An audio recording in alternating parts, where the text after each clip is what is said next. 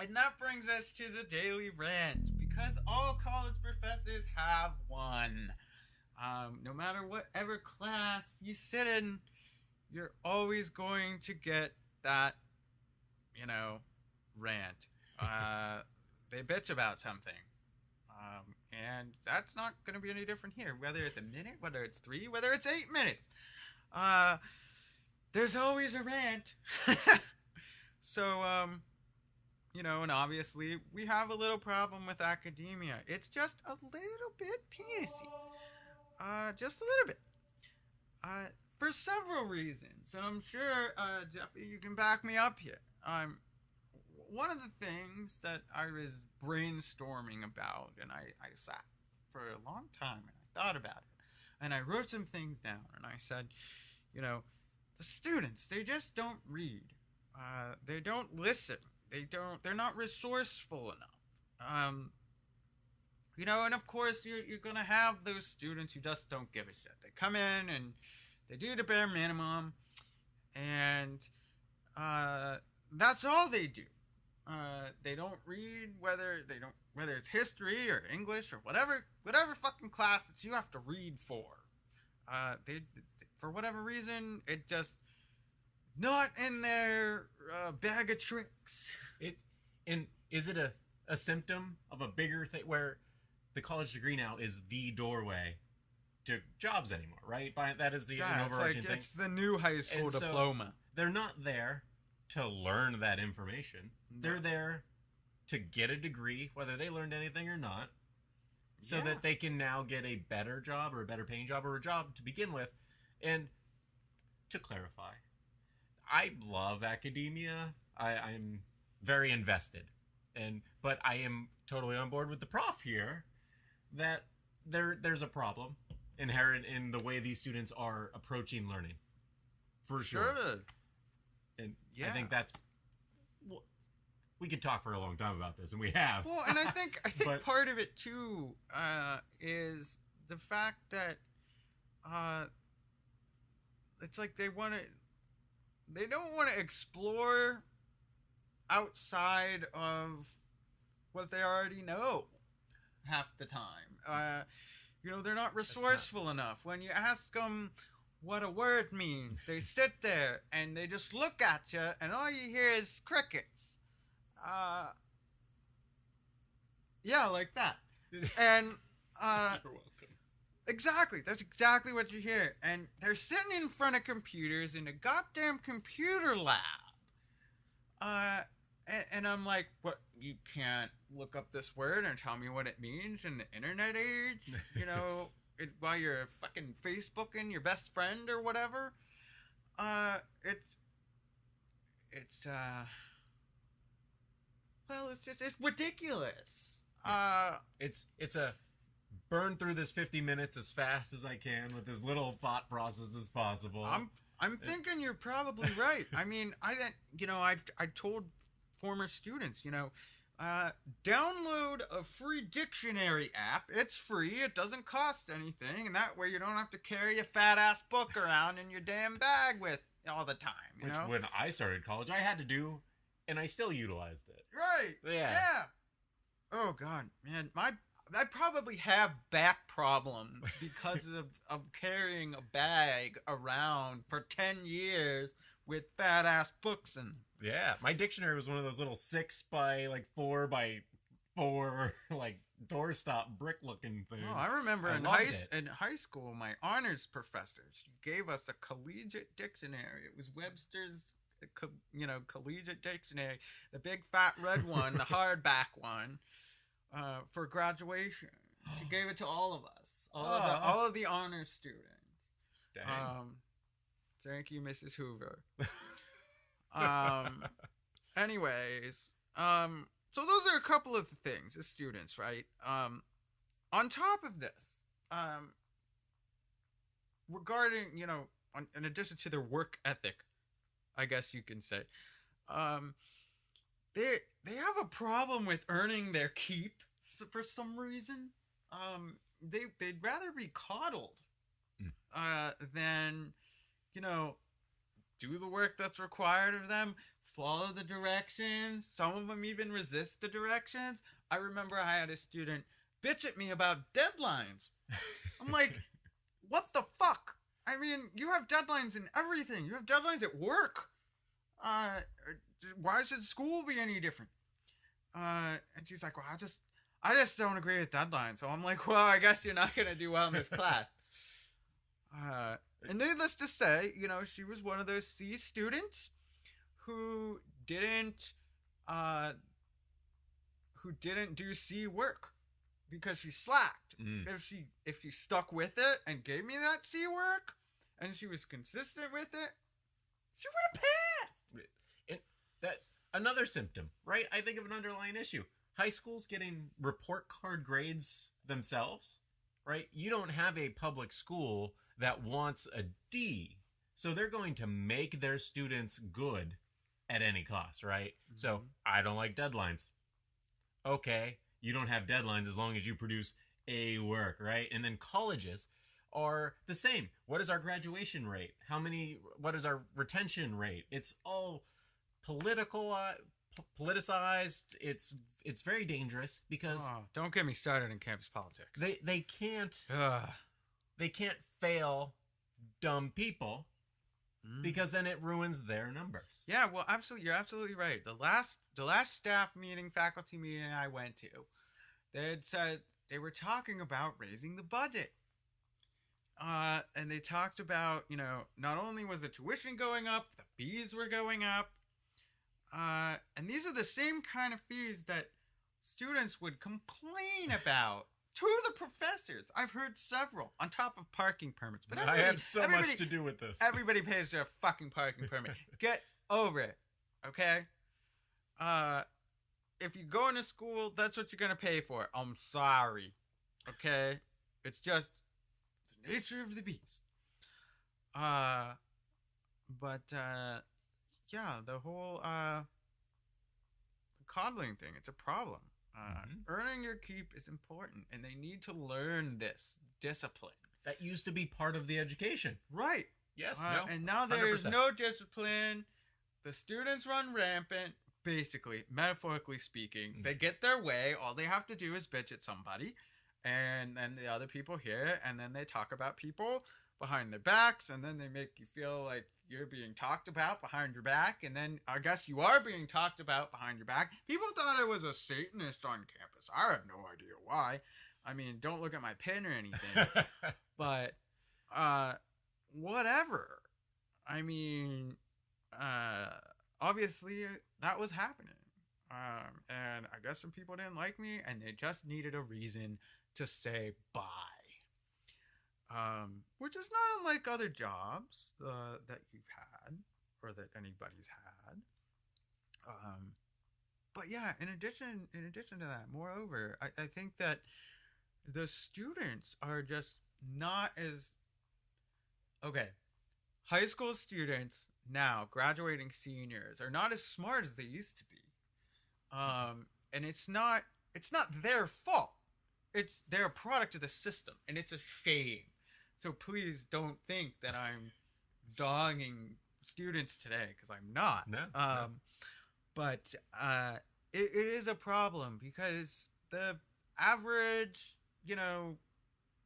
literacy rate, for instance, of a graduating high school senior now is like around 8th grade or something like that. They're at least, 4 years behind where they should be. And this is a problem. It's something that needs fixed. This Common Core bullshit isn't working. Coming from an educator, okay? They're doing assignments now that are so easy compared to what we did. 100% on board. I will teach a writing course and ask students if they've ever written like a research paper before. And it's always, and then sure, you dig in a little deeper, and it was a 4-page version of the 5-paragraph essay based on something they all read together. There is no originality. It's cookie cutter. They're right. That's called conformity. Word of the day? Should the couch start Word of the day. Talking? Conformity. You want to know what to do when someone says a secret word, right, boys and girls? Scream real loud! And that's where schools are going. But seriously, I digress. It's all about conformity. That's right. Mm-hmm. And I kind of felt like that because I'm an independent thinker. Okay, I'm a weirdo. If you hadn't already noticed. And weirdos don't go well with places that are trying to push for a conformist agenda. Right. Everybody has to have this cookie cutter education, and they have to write about the same kind of things. Would you call it a In my common classes, core? the students were allowed to write about what they wanted. Exactly. As long as they applied the methods that I was teaching in class. But whatever. And I find that is, at this point, asking too much. When Yeah, I maybe. don't give out a paragraph of what they should write about, what they call like a prompt, right? I give a prompt, right? Yeah, but they don't read the fucking prompts either. Argumentative essay. No. Sometimes I get a little snarky in my emails back. Oh yeah, I would too. Well, if you give somebody a directive and they ask you a dumbass question, and it's on the prompt, you know, the directions that we tell you to read, it's really frustrating to answer someone like that. For instance, I had an assignment where they had to write an annotated bibliography, and I had several students ask me if the annotated bibliography was supposed to be in alphabetical order. Well, what do the directions say? Oh, it's supposed to be in alphabetical order. Then what do you think, dumbass? Take the time to send that email. I mean, you could have read the syllabus. Jesus, just read the prompt, for crying out loud. On top of that, read the comments. When your professor makes comments on your digital files, you know, he or she spends a lot of time doing that. We go out of our way to make those comments to help you guys. But if you don't fucking do it, you don't read it, how are you supposed to improve? No. You cannot. No. You will be in the same spot that you were 5 minutes ago, or an hour ago, or days ago, whatever. I get the student, right? Rough draft. I leave a bunch of comments, and this isn't everybody, but sometimes the question comes out, what grade will I get if I don't do any of this? Gee, and I wonder. That drives me nuts. Why get an education if you're not trying to learn? Right? Like, you can produce a first draft. I give you some comments and some feedback, and part of the learning process. The difference between you Googling your own information and going to a college classroom is working on what you've created. So that's my least favorite question of all time. Oh yeah, really dumb. And you should see some of these assignments, people. I mean, the online courses are so dumbed down now. They're 1 2-page assignments and 1 5-page research paper at the end, and it's like. And granted, maybe this was an 8-week class that I was teaching, but still, this is not the level where these students should be. Right, and that's why online courses scare me, because that might be where it has to be without face-to-face instruction. Right. Again, the cookie cutter. The cookie cutter. It's there. You can almost see it. There's a physical form in my mind. And what's even worse is an online instructor. You're not teaching much at all. They watch videos, they read directions, they might email you and do some online discussion with you here and there, but that's it. And it's like, as a professor, you're not teaching at all. No. And it's like, well, why am I being paid to teach if I'm not teaching? I'm just facilitating something. You're a rubric with this isn't what I signed up for. No. You know. You don't even get to teach the stuff you want to teach half the time. No. And that's messed up because each class is a cookie cutter class. You're a just master class, a as test they call score. it. You know, you're a graduate assistant at that point, taking the papers and just giving them a grade. Right? Yeah, it's ridiculous. That I do not like. Yeah, it's too much work. Too many hours that you put in into a little pit. On top of, if you're doing online, even when you're doing online classes, you're always grading because they're huge classes. 25, 30 students. You teach 3 classes, that's 90 fucking students that you have to pay attention to for several months on end. And teaching in front of the classroom, which I prefer because you get that one-on-one, but apparently people don't like me enough to keep me. So, watch out. Don't hire me. Any university, don't fucking hire Professor Boyfriend because he may use an ruin anecdote your reputation based on the reading. Even though a lot of people think he's cool. Yeah. Whatever. I'm cooler than you. I'm bald and I wear a bow tie. Fuck off. And I could see you being a very relatable presence in the front of a classroom. Right, and that's what blows my mind sometimes. Yeah, well, I thought it was a good idea to kind of blend that reality and academia thing together and make some kind of primordial soup out of it. But it didn't really work for me, I guess. Some people were too offended. OMG. So what is the solution for this problem? I was thinking about it, and I have this metaphor in my head, I guess, of when you're trying to fix something. Say you break a bone, and it kind of sets weird, and it needs reset. It needs broken again because it didn't heal right in the first place. I think this is the problem here. They thought, the system was broken before Common Core. 100%. Don't get me wrong. It was. But, on the other hand, Common Core isn't the answer. The states need their power back to, make their own curriculum. You can't just do that on a federalized level because everybody's going to be as stupid as they were before. Everybody's going to be at the same level. On top of the fact that, certain schools that have reputations that pride themselves off of great academic performance and things like that because they have such advanced curriculum or whatever, can they still do that if everything's supposed to be at a particular level? I don't know. I don't know either. What do you think? Well, I like your visual there, right? Because if this is going to get fixed, which it needs, it is going to be a painful process, and it won't be something that happens immediately, right? When you're re-breaking a bone, you cannot heal without a little pain. You can't heal without a little pain. A little itching. And swelling, maybe.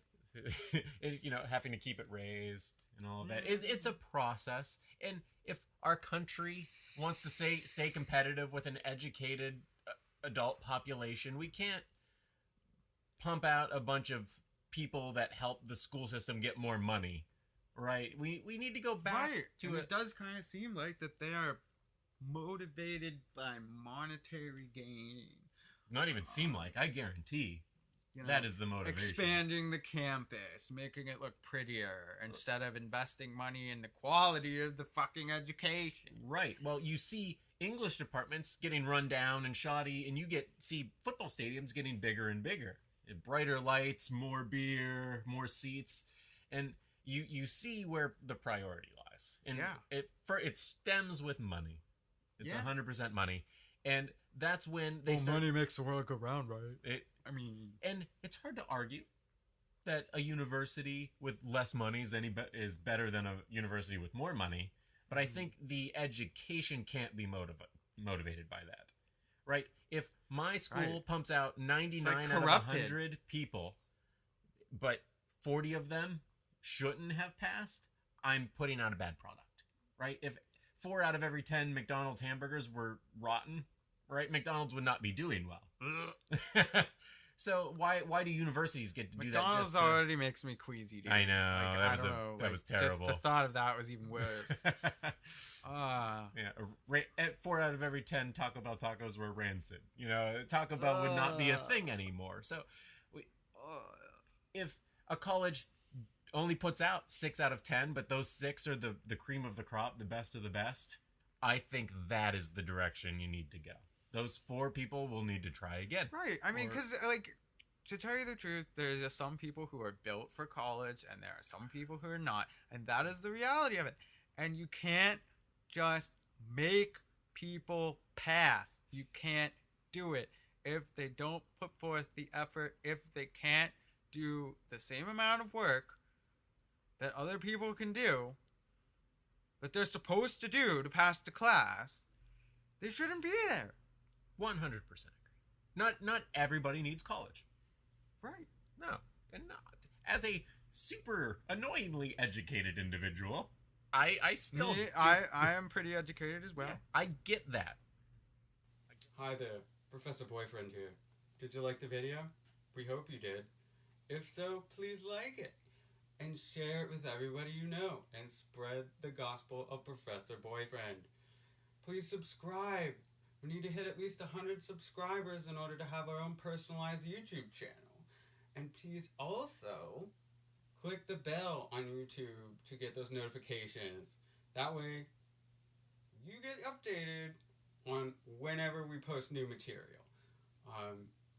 The Patreon link is right below on the screen.